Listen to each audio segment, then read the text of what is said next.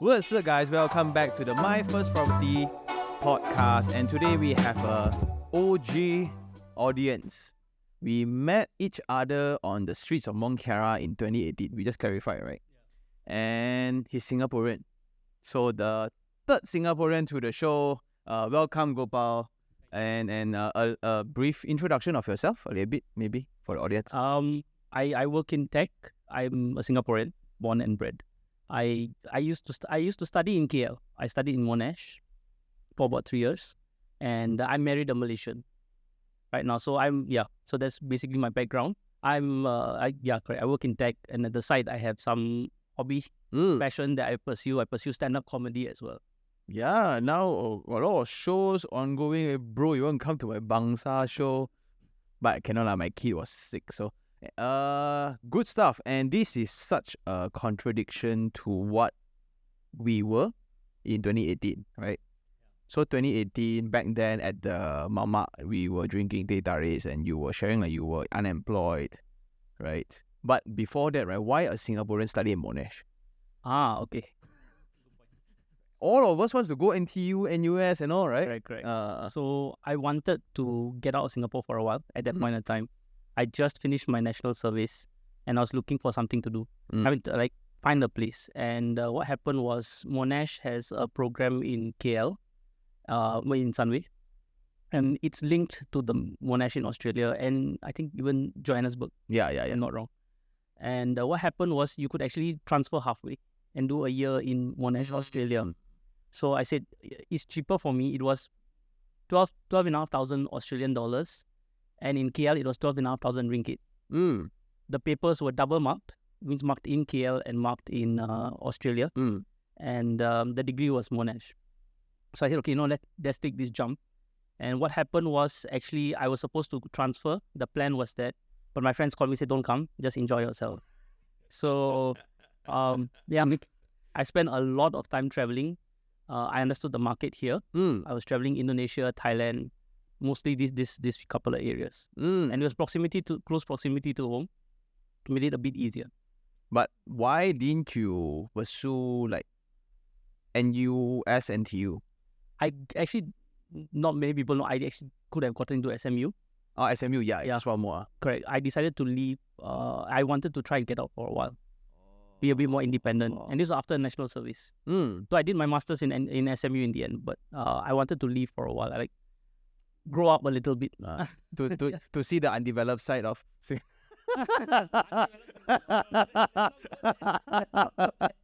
yeah. So well, that's interesting. And because of that, then when we met, right, we had so many questions, but one of it was you were jobless at that point of time. Jobless, yeah. Jobless. And but is it by volunteer? Sorry? Is it by volunteer that time? No. I had just completed my master. Maybe it was a bit yeah, I did. But 2000 I completed my masters. I was looking for work. I had done some consulting work, some other work in private equity first. I was trying that line of finance. I liked it a lot, but I realized it's not for me. So I was moving industry, so I was moving to tech. So there's this bit of gap in between where it got a bit I was looking for work and I was thinking of what to do. Yeah. A few ideas popped up in terms of tech, building some stuff and all that, which then I tried to look into. Yeah. But yeah, that was that period. Then I moved into tech. I jumped straight in. Yeah. Cool, man. So right after the talk, then we got connected. Then like on Facebook, I'm like, hey, work harder, bro. And every chance he posts something, let's go, bro. Work hard, bro. Then until now, you not only you are employed, now you have this portfolio of properties. Well, family lah. One or two. It's basically started the Singapore one. Yep. Started with the HDBs. What the HDB is after we met or after? After we got in 20. My mom's one is there, but mine was in 2020. How was it? Like, what's the qualification? Like you as a Singaporean married to a Malaysian, right? Yeah. What do they categorize you as? If a Singaporean marries a Singaporean, it depends on how much incentive you get, I think. So I got slightly less because my wife was a PR, but when my daughter came in, so it balanced out. It was not that problematic. Like it was it's quite clear cut. It's not really gray. It's like, okay, you are this, you are this. It's like the IT 1 and 0 kind of, 1 and 0 kind of. right? So it's like citizen, okay. Citizen plus a kid, wow, that one priority. I didn't buy BTO. I bought resale. Oh, resale. So that's why I didn't have that much of a hassle. Mine was mainly on the incentives I got. What are the incentives that you kind of get? There's a certain amount of cash, like grants you get from the government based on your CPF. That's what you get more. With Singapore, I think it's slightly more. But mine was Singapore PR. Then my daughter was in the picture, so then I managed to get the whole package. But then also it's based on your income. If I'm making too much, then maybe they'll give you less grant. Yep. So like the upfront payments were 25%. Correct. Then a bit less, I think.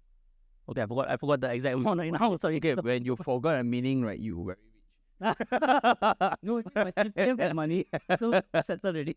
So like, if I remember correctly, like, so CPF like contributes like 20% of it. Then 20%. So 5% needs to be cash. Something like down payment. Yeah. Down payment cash, correct. So where will you stay in Singapore right now? Now I stay in Tampines, which is about 5 minutes from the airport. Yeah. Changi, yeah. If you drive. Cool. And things has been great like that. Luckily you have ownership right now because rental has been crazy. Very crazy. I have it's going to double to what I had when I first started. I think in 2020 it was about, if I were to rent, it'd be about 2. I couldn't rent it, but 2. Now it's going to close to 4, like I showed you earlier. Yeah. So and now I followed some expat stories of Singaporeans, right? So not expat stories of Singaporeans, expats in Singapore. So they are also suffering because now expats are also renting BTOs. They are renting HDBs already. Correct. They can no longer go for the ECs and all. Cannot. The condos and all, the prices shot up by close to double also. The rental. My own, I'm not going to say who, but they had a $4,000-5,000 a month. They shot up to 8,000 on the spot. They had to make a decision to leave. Yeah. So rental, So this is something like because we just had a talk, right? And now apparently I'm very popular in Singapore. No, I don't. You're popular with me. I'm one. So Singaporean. So I hope it's for the right reasons. But lately a lot of emails coming from Singapore side, right, trying to venture into Malaysia, and one of the main mistakes that they all assume is that when interest rate rises, they think that rental will rise as well. So after going to UK, this is the scenario. When you don't have enough supply to fulfill the demand, that's a scenario. When now all landlords, right, because of my installment increase because of the interest, right, I'm going to just charge back to the tenants. So and tenants got nowhere else to go because everybody do it together. No, today here is going to be 4,000. Last time it should be 2. Good luck finding another, or you just downgrade, move further away. But in Malaysia, you raise 200 ringgit, right? The joker will move next door already, right? You can.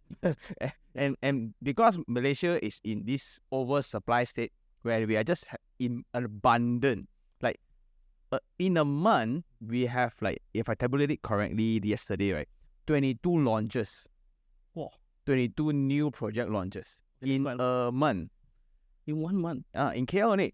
We haven't talked like Penang, not JB or... Okay, that's the boom. So it's like... But people still buying. But the project that I wanted to buy, like all the friends recommend, right? All still no stock one. Really? Okay, I'm in trouble then. So when you buy the project after 2 years, they're still on sale, and then something must be wrong. But that's aside, right? The main thing when Singaporeans come into Malaysia, you don't assume, because it's a very different market sentiment altogether, right? It's the understanding is very different from people I know. A lot of people see JB separately. They think that is Malaysia. They don't understand the market. It's Malaysia, when it thinks Malaysia. No, but that's the whole of Malaysia. Yeah. But KL is a very different. Yeah. If you look at the structure of KL, how KL Selangor is mapped out, where the business centers are, how the borders are growing. I'm not going to say like the KL Selangor borders are growing, but where people are living and how people are coming in, how they are traveling. Like even Shah Alam, you tell me 15 years ago, it's like, no, now it's like Shah Alam is something, with the Dash Highway. Besides Taman Sri Banjir. That one, that's sorry lah. Twice. But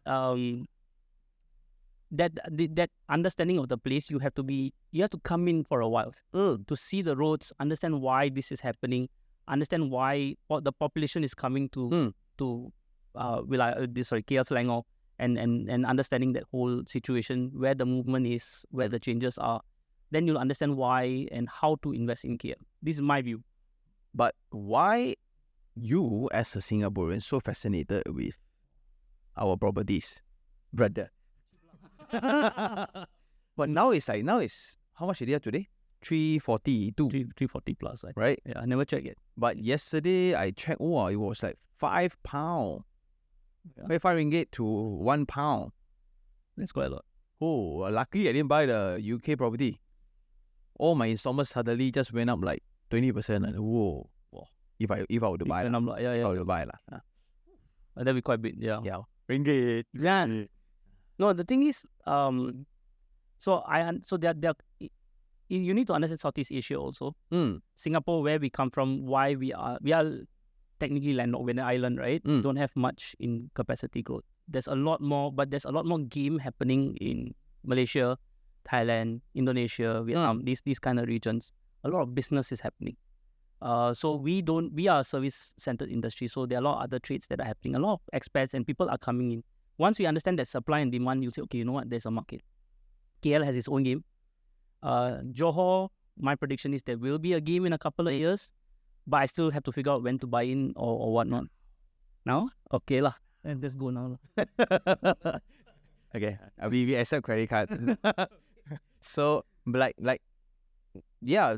have been actively, like me and Rina, which is the far cap lady, right? So we have been looking into JB a lot, and now we are getting properties offer below their construction price. Wow. You're my best friend from now on. So, but it's like those days kind of, it reminds me like Bitcoin back days. It's like people will never make it. Like that's the time where all this for kids and all. That's the time that we should consider, not when everybody is all in already. Yeah. Then when it's so popular, because I was there when it was popular. Earlier on. Yeah, so when Legoland was up, when all the EduCity was up, right, I was mapping out the whole Sunway Iskandar, and it was booming. So we were selling and transacting prices in Johor higher than Mont Kiara, which is ridiculous. Okay. Right? You just think about population and think about everything else, right? It was a picture painted very beautifully. I agree. In 2000, I don't know if you know about this. In 2012, 2013, there's this Reddit forum on Sammy Boy. It's called Living in JB. It is massive. Like this forum is insanely massive. There's one guy, he bought, and he really kickstarted the whole process. He bought Horizon Hills at 240. Yeah. And he didn't buy one. He bought like 4 or 5. Yeah. And he was able to sell it like once the whole 1 million thing kicked in. Yeah. He was really transacting it happily, and he really painted the picture, and a lot of people. Then the thing dipped. Yeah. Like no Singaporeans will not come and that thing. So but I still feel with that railway, we will see my prediction, my layman prediction is we're going to see an extension where I would rather rent out my property in Singapore and then put it in and maybe stay in Johor or KL for my case. I don't mind. But I will see a lot of Singaporeans who, once that thing has sorted, I think we'll see a lot of movement. Yep. And this needs to be cleared out also. A lot of people would think that, hey, like after the Faisal's episode, a lot of people are like, hey, it's not like we get to choose also, right? Everything above $1 million, right? You could have got $1 million in a landed property. Yep. If you buy a 1 million landed property, because the market rate is 1 million, if you buy a 1 million condo, when the landed terrace house in Johor is around 800 or 700,000, who is going to live in a condo then? So that's when you buy something, in his words, is use local brain. Yes. Right. So everything we all divide by 3, right. Everything. But now, if you look at our food, right? If you go to Penang now, Char Kway Teow, right? It's $5 Sing. Yeah, your village nasi lemak was 12.5 ringgit. Bro, this is too much for you. For Yeah, price it's, standard. yeah, it's even 450 lah, for 450 Sing for a nasi lemak leh. Correct. Dollar to dollar, you are losing. Yeah, wow. You are losing very badly because let's say I started at $3,000 salary and here someone started at 3,000 ringgit. Yeah, you all are in a way, it's much difficult for you all. But you see got line one, no? But like, Meaning the line up, go and eat the nasi lemak, go buy coffee and all. Like Malaysian rich, eh? very, very. Right. I need to find out where you all are making that money to move here tomorrow. Yeah. So also, like, jokes aside, right? I realized this thing when a lot of Singaporeans come, also based on the emails and all the DMs that I answer. Oh, I want to buy properties in Malaysia. It's always focused on Mont Kiara, KLCC, Bangsa, right? Yep. So it's like as if I go to Singapore, I want to buy Marina Bay Sands. Orchard. Or Orchard. So those are the like popular locations that, yes, it's expat oriented because of its business activities. But if you want to look for value for money, right? Like you can maybe share your Bentong story a little bit. Okay. My in-laws are from Bentong, Pahang. They have houses here. They have properties there as well. The funny thing about Bentong was, when I first got married, I was like, okay, it's a small town. Then I started understanding that road that even past their house would go up. What was that? One main road to Gua Musang and all those places. So there's a lot of traffic. There's a lot of things happening there, to Karak and all those places where there's a lot of industry. Your durians come from there, by the way. And don't forget. Yeah. And they're very expensive right now. But then I started understanding the population, what they do, what they supply. After that whole election thing that was happening, there was a train track that was supposed to be built. Now it's come back in line. Yeah. Which means, if let's say I can reach, I'm assuming KL Central, I haven't studied it properly, but if I can reach Bentong in an hour, it becomes equivalent to going to Shah Alam in that sort of way. You know, our example, I would say, of course, plus minus. Which means your borders for KL Selangor are extending and extending. So sort of like how in India we have Delhi, New Delhi, the capital. New Delhi has expanded into 3 other states. Noida, which is Uttar Pradesh, Gurugram, which is... you make mistake also, I don't know. Yeah, so you want to... But this is how the whole borders are expanding and where people are living, where people are working, which makes that a good place to buy. It's an idea. It's an investment idea that I was looking into, and I need to understand how the train is going to work, how long it's going to take. This mapping takes a lot of work, like mapping the roads to, let's say, Cheras or wherever, like how I'm going to travel, like how you do when you see the property. It's very heavily in demand, too many blocks, too many. Yeah. And how they're going to come in and go out. This whole mapping, how are you going to end up at work? Where's the MRT? That a bit of work is required. And if I'm a Singaporean investor and I can do that much work, it also helps. Yep. Besides understanding the market. So the moral of the story is this: like a lot of people think JB is Malaysia. It is lah, right? But a comparable vibe will be KL versus Singapore. Yeah. So if you look into KL Central, if you look into Mont Kiara, if you look into Damas area, right? Yes, it feels exactly like Singapore. Okay, yes. Right, just that our food is better. No way. Should have come to my show actually. No. But in real talk wise, this is where, like, when you buy, if your preference for investment is a little bit more stable, you want transparency, you want latest transactions, let's say you buy a 1 million apartment in Mont Kiara, the rental is going to be 3,500, close eye should get one. Yeah, that'd be good. So if you have 4,000 each, you need to fully furnish it, or it needs to have a mall down there, then maybe 5,000 and all. So all these are very easily available online, and there's a high certainty to those data. If you slightly move to outskirts like Ipoh, like Bentong, right, like Muar, then Teluk Intan, all these kind of places, right, suddenly data are not on your favor already. So this is when you need a lot of groundwork. ask around who is owning this land, who is owning that, what's the plan going to come out. Because the beautiful thing, also the ugly side about Malaysia is that they announce something, right? Can you turn on? Yes, literally. And that's something that Singaporeans will need to understand. we Like, okay, your benefit of the government, right, is like whatever he say, they will make it happen. One like one of the guests shared, Jewel Airport is going to look like that. It's going to look like that, right? Ours, right?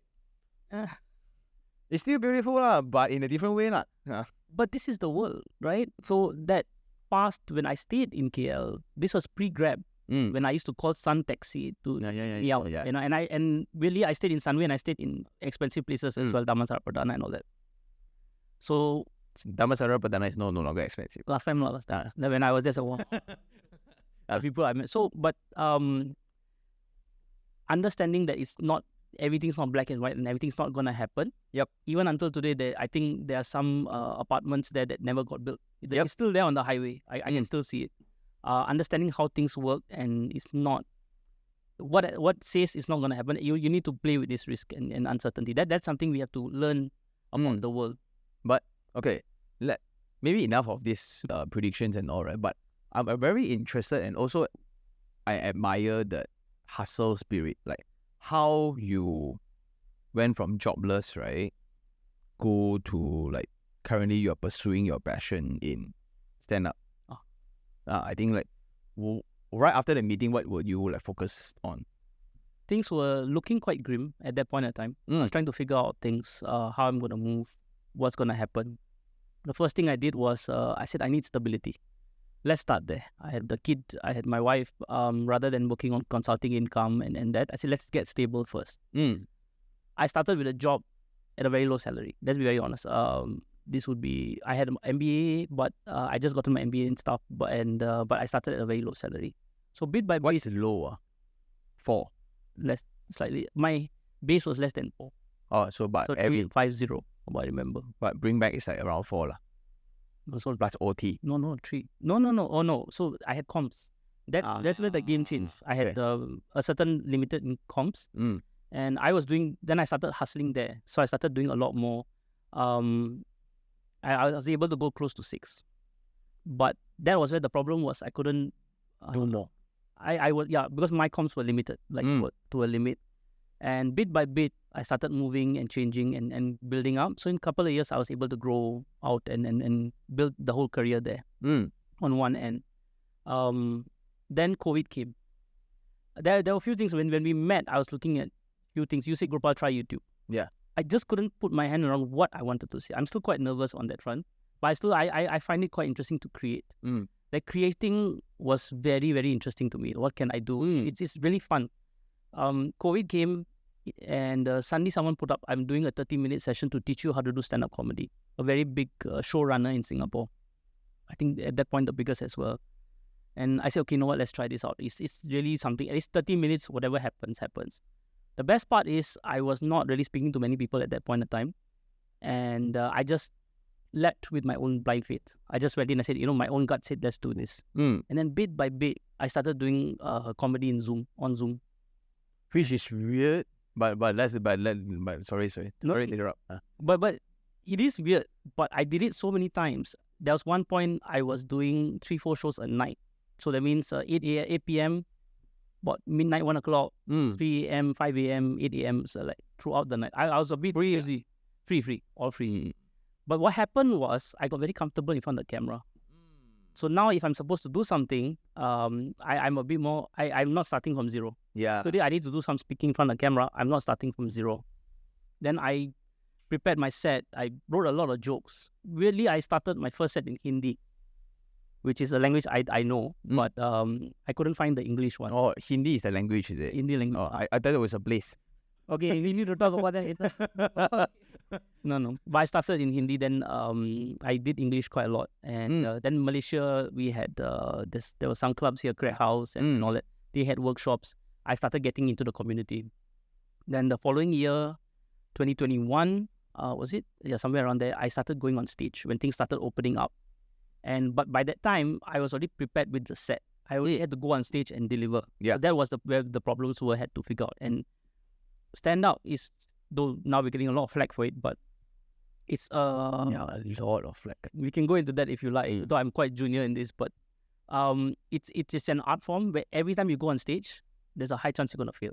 And you're going to be like, and the feedback is instantaneous. You say something doesn't work, pop, it's on your face. Yeah.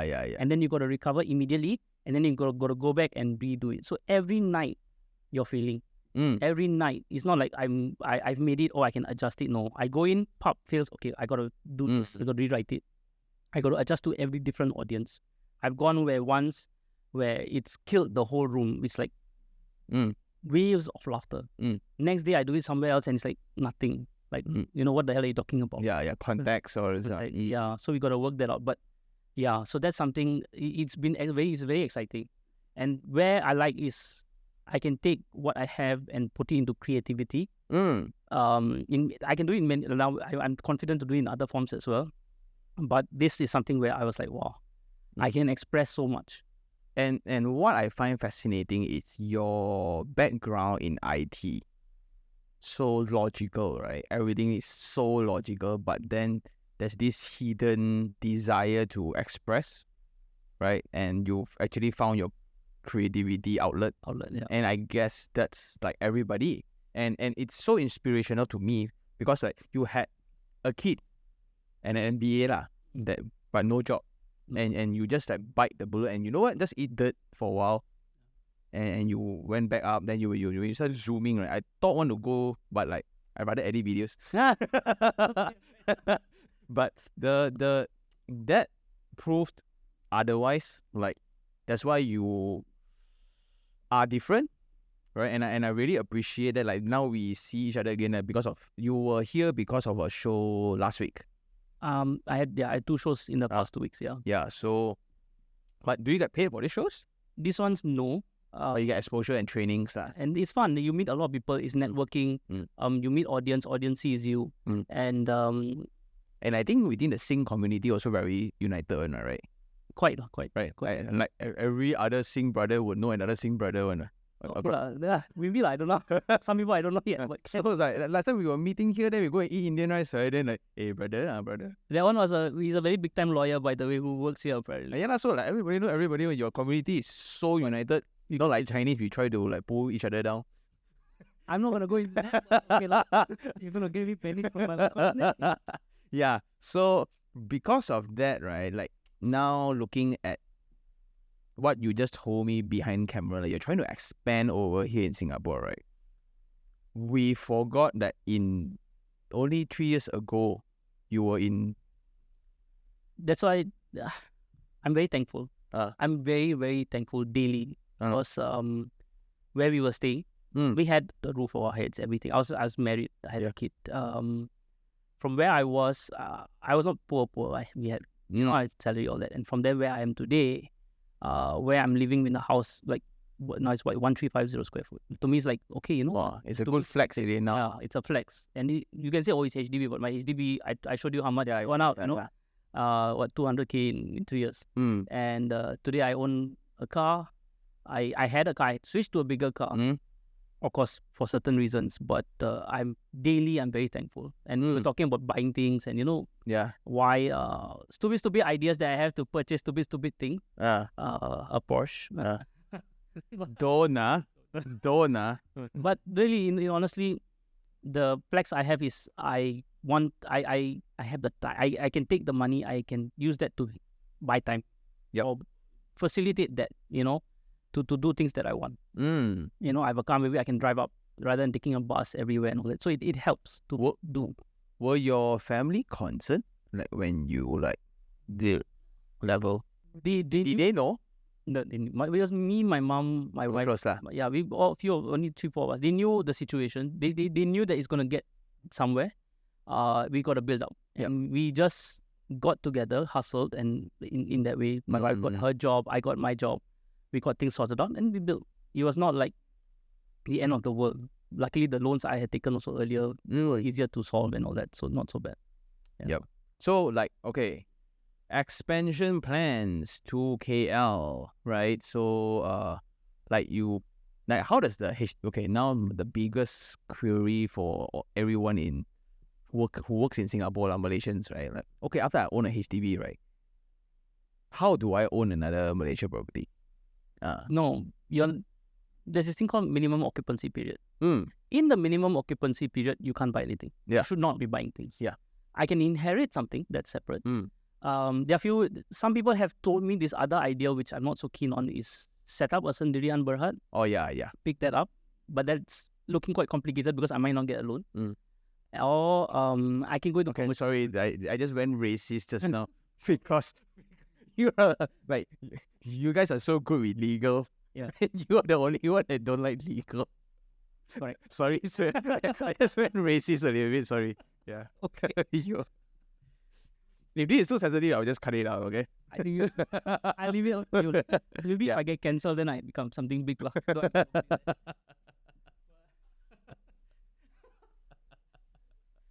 But no, but so there are a few avenues. So I have my MOP ends 6 Jan 2020. MOB means minimum occupancy period. Okay. Yeah.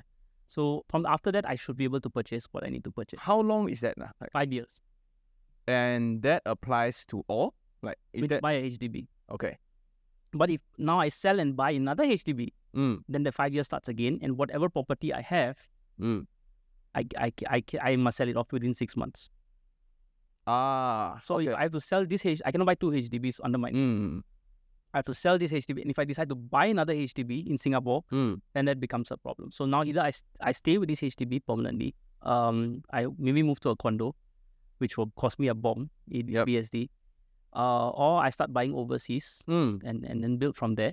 And maybe idea maybe to move overseas. Okay. I have the luxury because my wife's Malaysian. That's also a plus. Oh, so meaning after MOP, you can then own for other properties. You can. And then you can rent out like right now, I cannot rent out the whole unit. I must stay within. I must lock one room. At max. No, it's you're supposed to stay there. No, you can lock one room and that's your room. That's your room. You can, you don't have, still have to be there, but you can, one room is yours. That would be the underlying of it. Yeah. But originally the intent is, you cannot rent out, or the owner must stay within. Yeah. And that indirectly, right, form this very different mindset of residential, like home investor versus serious investors like us in KL. Because a lot of people start from HDB, then their form of property investment is I have one house, I rent out room by room. I'm a landlord, right? So everything I do myself. That's why you have a lot of these crazy landlady stories in Singapore, very popular and right. Then they kind of kacau you, you don't use so much water, you don't use the toilet so long, right? All this kind of stuff. Yeah, I've heard of those. I've heard of those. But to me, it's very interesting. So, and because this is like, you have the scope of your investment is so small, 3 rooms or one more unit, or that's about it, right? But when you come to KL, right, suddenly like when we have multiple units, we have renovators like the makeover guys, right, that only focuses on property investors. Yes. And for me, when I renovate my unit, I didn't even, I signed the papers and I technically own a new apartment already. I haven't seen the unit.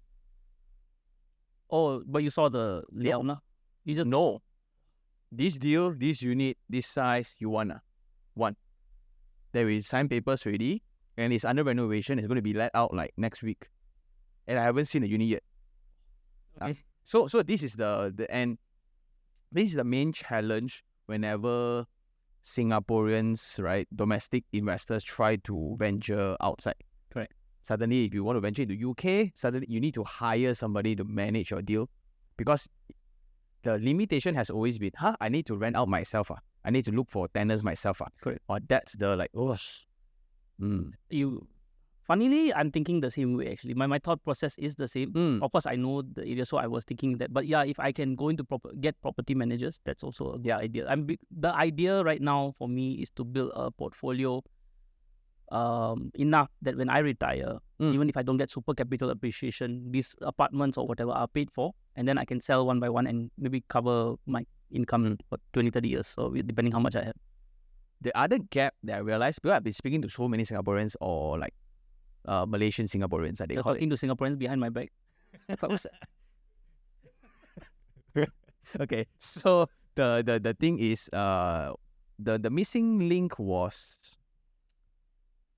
when we buy Malaysia properties, right? We have a lot of these schemes that allows us to own the property without putting out down payments. Yeah. Right. Then we even have cashback for some, meaning you buy the property, you get cashback, and the rent can still cover the future installment. One. Mm-mm. Is that good of a deal?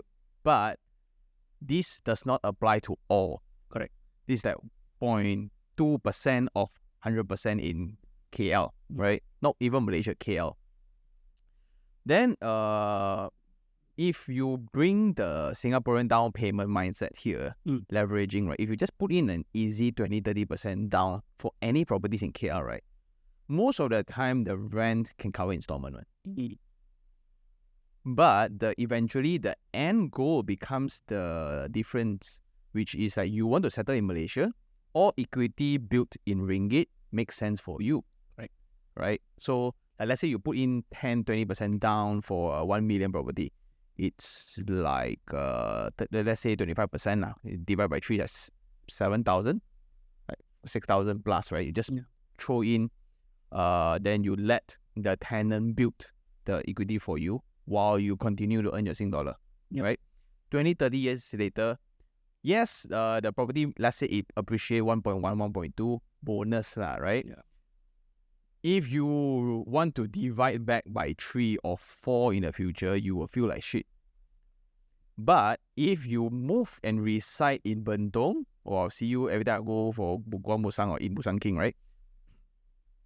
Actually, Busan King is not the bad, but anyway.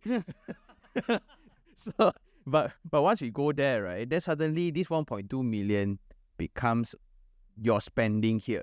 And the argument is ringgit to ringgit is still very, very comfortable. Okay. And this 1.2 million, let's say the rental can give you like 3,000, 4,000 ringgit, right? Across time, when the equity starts building up, which means that your rental keeps going up while your installment keeps going down. Right? You will break even at year 15 to 18.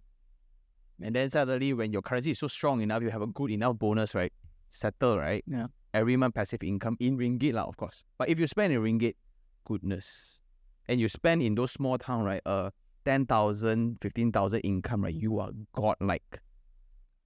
You are godlike, I agree. It will get to that point, but so the one part of this is, I'm not saying an anomaly, but I have a different situation, right? I'm married to a Malaysian. Yeah. So me moving here is literally an LTVP. Like I just apply for what's an LTVP pass. Oh. I'm set. And then 10 years, 15 years later, if I get a PR, you know, many of them will have to then contend with MM2H. That is, then you have to think, am I able to move to Malaysia that easily? I have a friend, he's Singaporean, but he grew up in JB in a sense. Yeah, he family and all that. His family was there. Terbalik, right? Terbalik. It's like that. No, I mean, he spent his time in JB a lot. Okay. Recently, he had a house. He has one house in Singapore, HDB, and he rented out a place in Leisure Farm. Quite a big place. Yes, square foot. Amazing, beautiful. 1,500 ringgit a month. 1,500 ringgit. So less than 500 Sing. And it was nice. 3 stories, car park, everything. You suddenly say 1,500 is 1,500 lah. 1,500. Sorry, 1,500 ringgit. 15,000. No. Yeah, 1,500, and the place was empty. Yeah. And he was living. He was like, I come here on the weekends. I live a lavish life. I enjoy myself, and it's beautiful. The Bayou series is amazing. Very nice. But he's Singaporean. His wife is not Malaysian. They can only stay half a year, right? Without the visas and all that. So like up to 183 days or something. Same thing with Singapore. Then what does he do after that? Go back, eat breakfast, come back lah.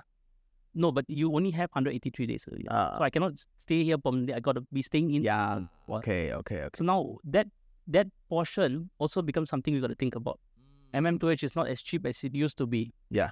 When I came to study, it was 150,000 ringgit, I think. You can go out and buy property or whatsoever. Yeah, and then your car and all that. Now So now, okay, let's get this channel flagged, right? If really get flagged, right? So the route that everybody is going through now is via East Malaysia. Okay. So apparently the measures to get into East Malaysia's MM2H is different from West Malaysia MM2H. Is it? Thank you. So that's why that's why the Sarawak's property, right, which is I think is going to be very, very exciting, right? And Sabah also. So like they go there, get it sorted out, then they all move to Mongkera. Okay, fair enough. I don't have that problem, but Yeah. I can see that. Yeah. So very exciting. And the more I think about this topic, right, like when you, as a Singaporean, after working so hard so many years, right, have you ever felt a landed house before? I grew up in a landed house. Yeah. So when I was born, for 8 to 10 years we were landed, then we moved to apartments. If it didn't sell, Yeah, if it didn't sell, it'd be a different ball game altogether. and now like the price is not like double, triple, it's like 10x, 20x, right? I haven't checked where we used to stay, but I can tell you, yeah, you can. I think I forgot how much my grandparents bought it for. Yeah, but it's about 1 to 2 million right now. Saying the small semi Ds. Yeah. Yeah, but you can get like you can rent for 1,500 in GB. Yep. And you can, if you want to go. So this is like a personal friendly advice from a very friendly Malaysian, right? When you come to Malaysia, don't go to the Marina Bay Sands of KL. Don't come to KLCC. Don't come to the Pavilion. Don't go to Bukit Bintang and all. Look at Subang Jaya, right? Look at PJ. Look at like you don't look at Mongkera. Look at Sekambut. Look at Bandar Sri Damansara. Don't look at Bukit Tungku. Look at Jalan Kuching area. Look at Selayang. Beautiful, amazing locations. Value for money, because the mindset is you are not here to hustle anymore. You are here to enjoy. I agree. Right? Then you have the rental. Let's say you fully paid up condo in you're just flexing his numbers, right? In the rental, like 4,000 Sing, 5,000 Sing. Bring over. Whoa, brother. Alright, 16,000, then plus the rental here, some more another 4,000, 5,000, right? You are T20 with your rental income, I'm a new layer, SGD20. Right? So, and the food can be a bit more expensive, it can be, but you will get used to the brand new taste discoveries. It's beautiful. It's very, very beautiful, but just let the people who want to hustle harder, just let them be in Singapore, then you just come over, right? That is sort of the plan, I guess. I mean, it gives me, if let's say I move to Malaysia, example, right, in the next couple of, example, not doing retirement like right now, and I have that during retirement like right now. No, if I retire now, no, but let's say I retire. Let's say instead of retirement in 20 years, 25 years, I retire now, example, and I have the money and the means and all that. Of course, I can pursue a lot of other things. If I have that income coming in and all that structured. That's for me, because I have the structure in place. I know the market decently well after watching all your videos. Not sponsored. You did buy me the coffee. No, but I understand the workings of the market. Yeah. So that makes a lot of difference for those, let's say, other Singaporeans who do not understand. Come and see the topography, see how things are working, and what your framework and understanding the business wise. I've done business in Malaysia. Like I have clients in Malaysia, my own work, and I know how things are working, where people are staying, and how they're doing. How they're conducting business. So I know where the movement is. You tell me, okay, let's go to Peninsular Malaysia, but on the east side, and be like, okay, it's not the same. Yep. By in Kuantan or wherever, I'm not so sure. But you tell me this period, this area, Johor, KL, Selangor, maybe even Penang. I know what's happening in the market. I understand what's moving. I'm comfortable enough to play that game. You ask me Thailand, I understand Bangkok decently.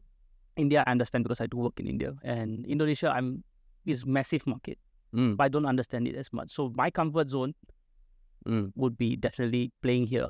And as Singaporeans, we feel that we are nearly the same. When you come down, we are not really the same, but it's very obvious. Yeah. You walk, that was Singaporean. Yeah. I open my mouth lah. This sounds so cheap lah. But if we are talking to Singaporeans right now, open up and see what's happening business-wise. Once you know the demand and how things are moving, why people are coming to KL, so much movement into KL, or why that's happening, what's going to happen in Johor, then I'm comfortable to play here in this game. This is Mongkera, Bangsa, you move up to Selayang and all that, you understand why those areas. Are you weird among your friends? For this matter, Ah. super weird. I am super weird in this matter. Yeah, lor. Like I was thinking, like when I speak to all my friends, everybody want to go there. Ah. All my friends want to exceed everything in KL. I'm gonna be a Singaporean, right? Or whatever it means that. So which is very, very weird. Like when the game plan shouldn't be when you are 35. The game plan should be when you're 60. To come here. The ambition when you set your goals. It's not to set the lifestyle that you want at 35. It should be the lifestyle that you want when you're 60. Then we work towards it. Well, everyone at 35 is all hustling. But what are you hustling for? Yes, you will have the HDB that's going to make you a millionaire. Yeah, but you eventually will still need to work on. Yeah. Because how I see Singapore is this. It's the CBD of Southeast Asia. Yes, I would say that. Yeah, the services wise. Kuala Lumpur is the CBD of Malaysia. I will disagree with you on that. But why you love KL more than me, my brother? Well, no, it's not that I love it. There is too much business happening in a lot of tangible sense. We see the ringgit is weak also. Then something came out on TikTok or something that, the ringgit is weak. It's not because the currency is going down. There's a lot of imports. Malaysia is exporting a lot. Yeah. I can give you one story. A couple of years ago, I was in Johor, JB. This lady, we were working with this IT. So she was tasked by your previous PM. One of your previous... There were too many PMs already. One of them... The history book suddenly just got thicker. To go around telling people to do online freelance work, video content, design and all that. So you bring money in from outside, USD. Yeah. In that sense, right? You're getting paid in that sense. So that kind of tricked in my head. Oh wait, how come, that's where it works for me to do things in Malaysia. There's a lot of things in Singapore where I am. I can do a lot more in Malaysia, projects wise. Maybe in factories or manufacturing. But that's in your scope lah. It's actually not in my scope. It's just my head is in 1 million places. But there's a lot of opportunity that I see. I can bring from there to here.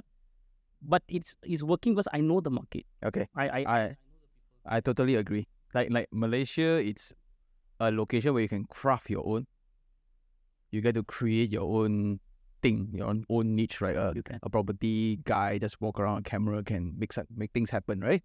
But in Singapore, cannot. I'll be arrested. Right? Suddenly, like, hey, this guy promoting investment cannot. No, shut him down. Yeah. So, yeah, and that's the beautiful part.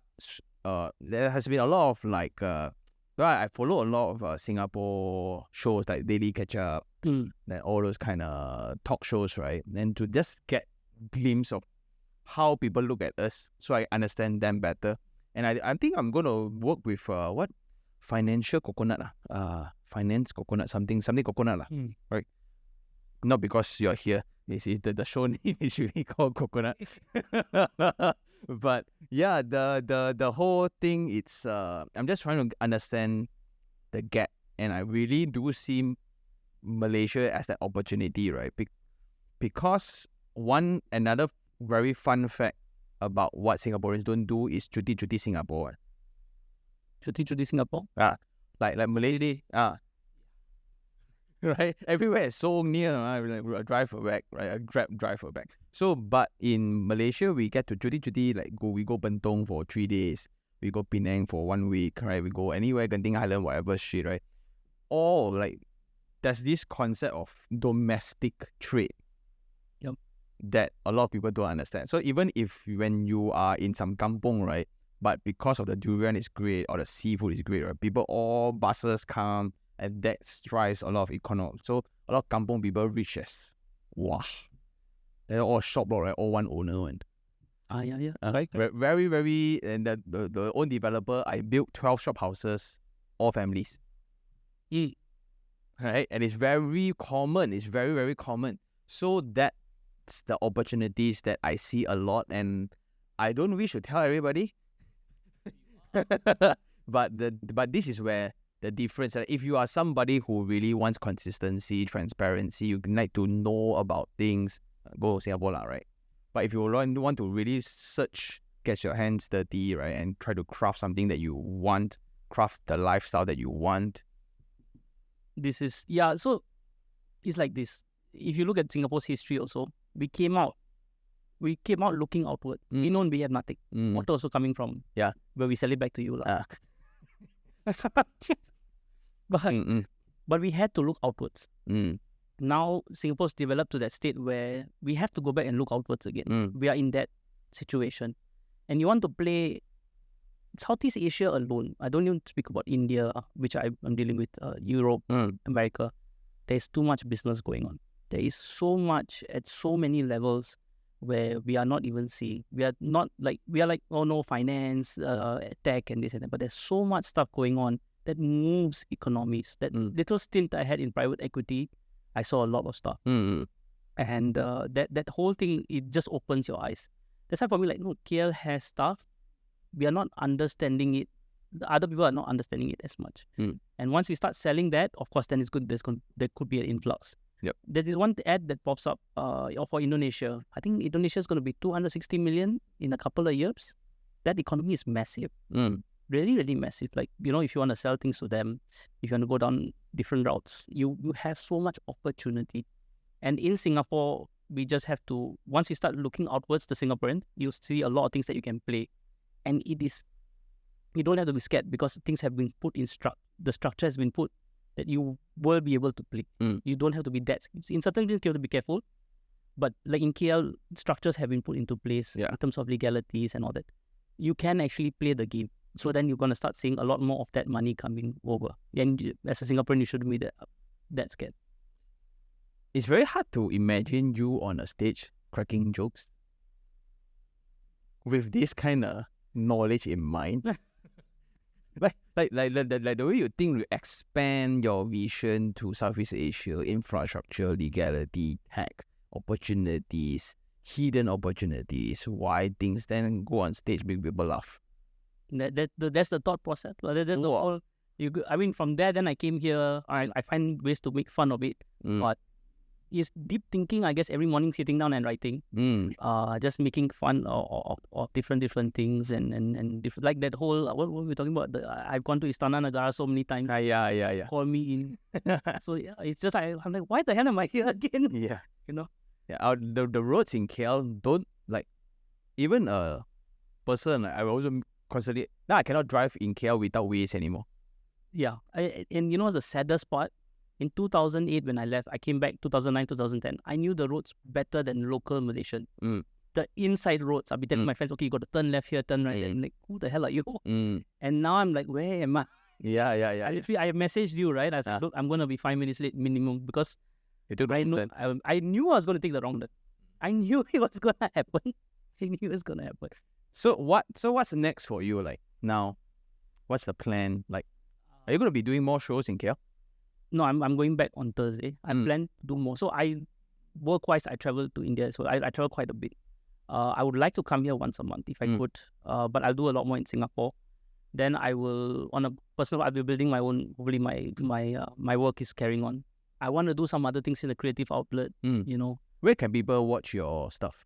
Right now, I only have Instagram. My YouTube is there, but I put very small clips so far. Okay. It's a bit, I'm learning to record and putting them in place. I bought some equipment. So I'm trying to get that sorted out. So, like because a lot of Singaporeans, a lot of Malaysians who stays in Singapore watches this channel, maybe they can go support Singapore or the pro Malaysia at least. So I'm at Gurpal Kalra Comedy at Instagram. YouTube is Gurpal Singh Kalra. I'm trying to build that up. On the flip side, I want to take on more these projects, maybe to talk and other stuff. I'm going to see if I can build somewhere along there. I want to test, I want to play. Yep. I'm in a position where timing is a bit less, but I want to do some play in creativity and maybe YouTube or where. But that creative outlet is what. Let's go. Do it. Yep. Okay. Investment wise, anything I can help? I'm looking. So like I said, January 2025 onwards, I'm going to build a portfolio. 2025 is about very nearby. Oh, very nearby. You think like, turn one turn. So it's like, I actually forgot what year this year, 2023. Yeah. July. Whoa, your plan so far, eh? My timeline, no choice. I cannot buy tomorrow. Yeah. So that's the plan. Let's figure out how to buy earlier. Okay, let's not get him into trouble. Let me figure out how to buy earlier. Okay. But that's the plan. So to build a certain amount, then So again, I'm in a position where I'm in tech. Things could change at any point in time. But I plan till then and plan to build The portfolio. credible portfolio. Hopefully regionally, mainly here, but even more regionally to diversify. And then hopefully by the time I retire, I have things in place. Yeah. And, or maybe in the next couple of years, if I move, brilliant. Malaysia welcome you. Selamat datang. Oh, thank you. Selamat datang ke Malaysia. Terima kasih banyak. Banyak. And I guess that's all. Like so I will just drop his Instagram handle. Do support him, right? At least a Malaysian lover. You know, a lot of Singaporeans like throw a lot of hate lah. I don't know why. Then you all keep buying our stuff. It's good value. It's a good value. Yeah. So always come and eat our seafood. But anyway, all the best in your future ventures. But I'm very, very happy to see the progress so far. Seriously, from the last point we picked up, so drastic in changes. I thought I was good. You're better. So my kiasuism kicked in again. And I guess that's all for this one. A very short but a very good friend now. All the best. Selamat datang ke Malaysia. Ciao.